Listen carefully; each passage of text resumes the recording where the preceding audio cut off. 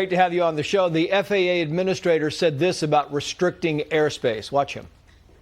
We are seeing pressures build in a way that we don't feel will, if we allow it to go unchecked, will allow us to continue to tell the public that we operate the safest airline system in the world. The data is telling us we need to do more, and we are going to do more. And I want to reassure the American travelers that it is absolutely safe to fly. Sounds like, Whiz, they're going to restrict 4% starting this week and then move up to about 10% maybe next week if this shutdown keeps going. Is it a good idea? Well, Trace, it's a good idea if they're seeing things breaking to do this, but how about we address the issue that's causing it? Fund the government. These air traffic controllers are not charities. They need to be paid, and it's impacting safety. Trace, you and I, ages ago, it seems like ages ago, we talked about the midair in D.C. where an air traffic controller was doing the duty of essentially two controllers, and that person was getting paid at that point. So adding this stress to an already stressed air traffic control system is a recipe for disaster. They can scream how safe it is until they're blue in the face. I'm starting to get a little concerned.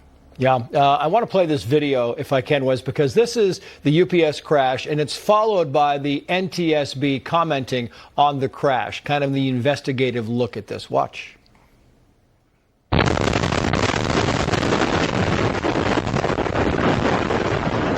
Shortly after clearing that fence, it made impact with structures and the terrain off of the airport property.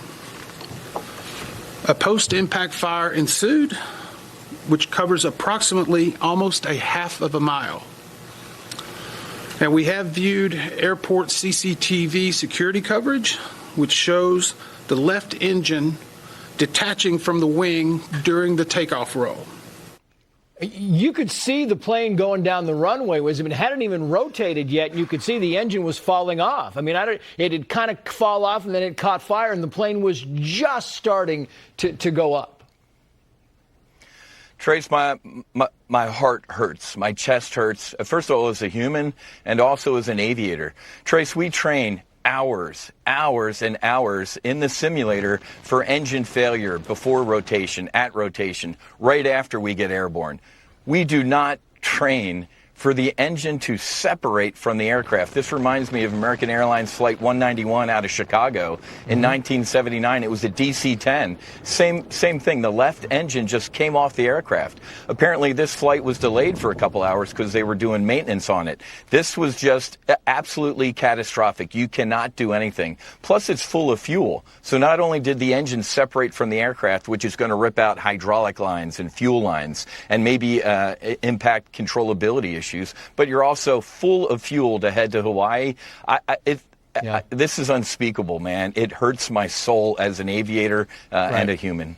I guess that was my last question. I was going to play this video here. It runs the whole idea, it's 27 seconds. Let's play the video, and I'll see if I have time for this question. Watch this. Bro, get the away from here, like, turn around. Bro, no, hold on. I think it's going to crash, bro. Holy